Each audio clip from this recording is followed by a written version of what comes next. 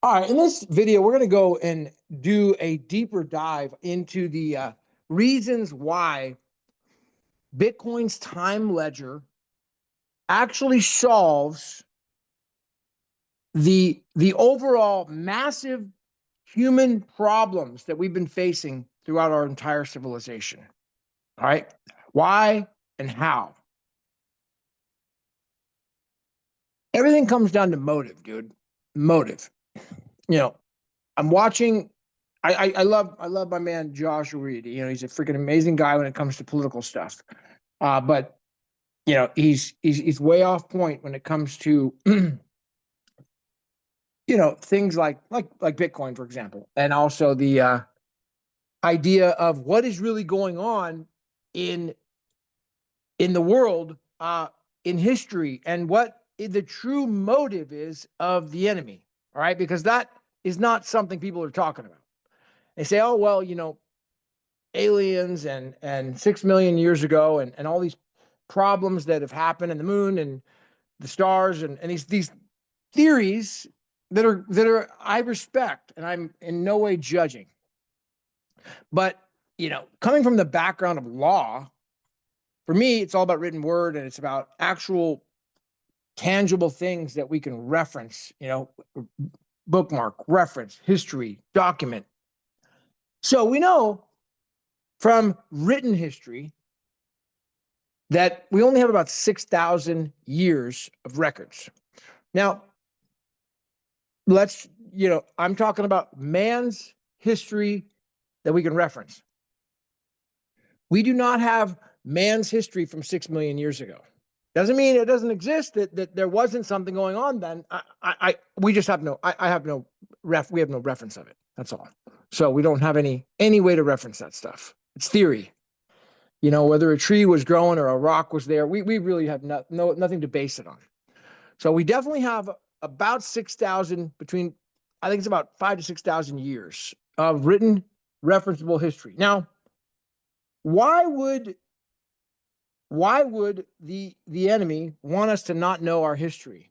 Why would we be bombarded with information that 6 million years ago people were walking around in rags, and they all look like monkeys, and they were living under a bridge or underwater, underground? Why would we be bombarded with so many different theories and speculation, entertainable ideas that are cool to think about and imagine? But why can't we just pin ourselves on the real history about what's going on?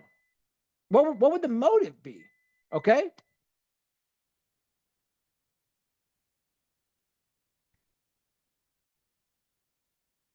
10:15 p.m. and it's finally time to have my first meal. My buzzer's going off for the food.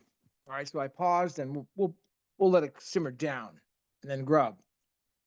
One meal a day, ripped, shredded, aesthetic, freaking living the dream. Unbelievable health right now. I'm thrilled. Back to the story. It all revolves around motive. KT, the great KT, Kevin Trudeau, he taught me that. He said, when you are listening to somebody, learning from somebody, you got to think about, like, who do you listen to, and why do you listen to them? And really, you got to question these things, question these people, because a lot of times there's people that are saying things that we don't even know who they are. So if we don't know who they are, and they don't reference things, then consider it entertainment. If that entertains you, great. But just don't in any way consider it credible, no matter how it makes you feel. Who do you listen to? Do they have what you want? Do they have traits and characteristics, or have they achieved things that you want to achieve? These personality traits. I mean, is there something about that individual or that person that draws you to them, so that you can get where they are? If they don't have those things, then you got to tune them out. And that's a lot of the time the noise that we're facing right now. So these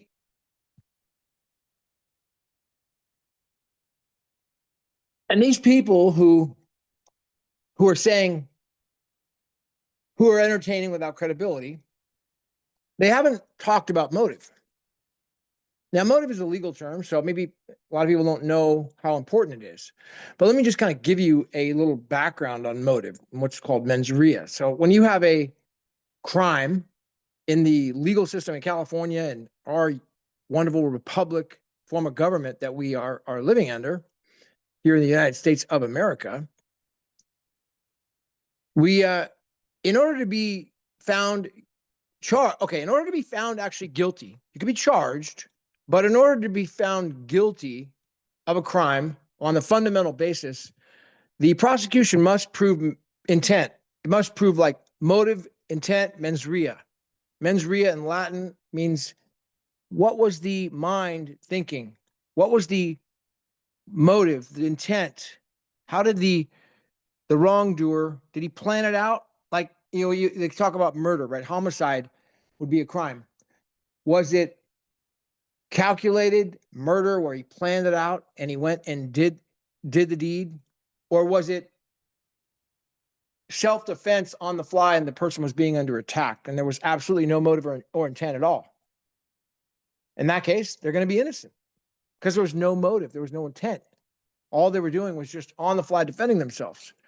But in the other side, if they were actually motivated to do the deed, to do the evil deed, that's called mens rea, intent, and it suffers the harshest of penalties. So that's the basis, the entire basis of our criminal justice system. Motive, mens rea, intent. Without it, and I just gave you the example, a murderer, he kills someone in his own house. He murdered him. Wait a second. It was only just self-defense because he had no mens rea. He had no intent to kill that person. He didn't want to. He had no other choice. And he wasn't even intending, That's right there. Mens rea. He had no mens rea to do it, so therefore he's innocent. He's off. Now, when we don't look at motive, we pretty much are shooting blanks, in my opinion. So let me break it down for you. The enemy has a motive. Now, maybe it's because we never thought that we could ever find what the motive was. But once we know the motive, we can kind of get a glimpse for why they want to hide time from us. And here's the connection to Bitcoin, because Bitcoin preserves time. If you go back and look at, you probably won't, but it's too long and it's too much reading, too much research. But there's something called the Chronicon. This guy he went and did about 30 years of hard time. Now, when you're doing hard time and you got nothing else to do but read and write or weightlift or fight, what else are you going to do? And he just decided, I'm going to dedicate myself to just research and writing books and hard time every day, 12, 15 hours in a cell block. So that's what he did. He started just writing and publishing books. And he wrote something called the Chronicon. And what they did was they were actually get books from all these other prisons from all over Texas, and they would deliver them to his facility after, this is starting in the 90s, 90s into the 2000s. And he would basically just tear the books apart, read them, reference them, write them all down. And then his family, his parents, his dad would come in and pick up his journals at times as they'd get full and deliver them back to, if he ever got out one day. And he ended up publishing books while he was in prison. One of them was the Chronicon. And it's probably one of the, I don't know. I mean, the only manifesto I can ever think of in modern time. It's just some giant bibliography, scholarly of what's called it's basically the references of all human history and time that we know of through written history, written documentation. It's just a chronologist showing all the written history that we can find. And when you start to look at that, there's a pattern in history. I mean, wait a second, there's a pattern here. And this pattern isn't talked about by anybody else. And the pattern runs on a 138-year timeline all throughout this written history. I think it's 5,400 years. Anyways, it's every 138 years something happens. And it's a it's not an event that aliens come from Mars or an asteroid hits or some, unknown tragedy. It's a calculated event on a very specific date and a very specific time, every 138 years. and some are on larger timelines and others are not. It's almost like a reset. Almost like a reset in a way. It's not a full reset, but it's an event. All right. It can be if you have that information and you're an elite and you know that, well, you could use that to your advantage. Why? Because you can't stop the event. It's supernatural. It's something that just happens. It just is. It's part of the process. But if you know it's happening, then it doesn't surprise you. And you're an elite, you got plenty of money and resources, well, you can say, well, hey, you know what? Next year, there's that event's going to happen. Wouldn't it be great if we all went and prepared for it, got food and water, and made sure our families are all safe and tucked away when it happens, so we don't get caught off guard. Okay, great. Well, we know that happened in 1902 because there's no written history about 1902. If you look back, all the journals, all the newspapers in Los Angeles are deleted. 1902 history in San Francisco gone. They hid that year. It's a hidden year. Then if you look at all the other Fortune 100 companies in 1902, they all started. Not the Silicon Valley giants today, but the companies that go back to that time frame, they all started in 1902. All of them. What? You got to ask why. So let's just assume that it's they have knowledge of history and the timeline, and that's what they don't want us to have. Therefore, by implementing Bitcoin, the truth ledger, the time chain, the infinite ledger that cannot be erased, we going forward over the next civilization will have reference of our history. It cannot be destroyed. It's immutable. So as things happen, they cannot manipulate time anymore. It takes away their power. Not only by taking away their power to control our money, I mean, that's the beautiful, simple thing. You and I transact together for a fraction of a cent, for free in cash, just cash. I mean, I just want to be able to transact with other people in cash. I don't want anyone involved. Just that simple thing. But much deeper than that is to be able to preserve our time, our history. That's really what the power. I mean, that's just one of many. That's one of the powers that I feel like I'm supposed to get out there to the world. The importance of it, because if we know our history and we know the secrets that they know, the elites know about time and history and what happened in the past, well, we can prepare for it, and we're not caught off guard like I was in 2012 when I thought the world was going to end because I got bad information from fake news, or 2000. Oh, Y2K, the world's going to end. Again, this is mainstream media, fake news that they fed to me. And once you get psyoped enough times in your life, at my point in time, you fool me once, you fool me twice, you're not going to fool me 3 times. Okay, I've been fooled enough. Thank you very, very much. I fell for the trick. Yep, I lost time, I lost money, I look like a fool. Yep, I did. That's okay. It happens. Y2K.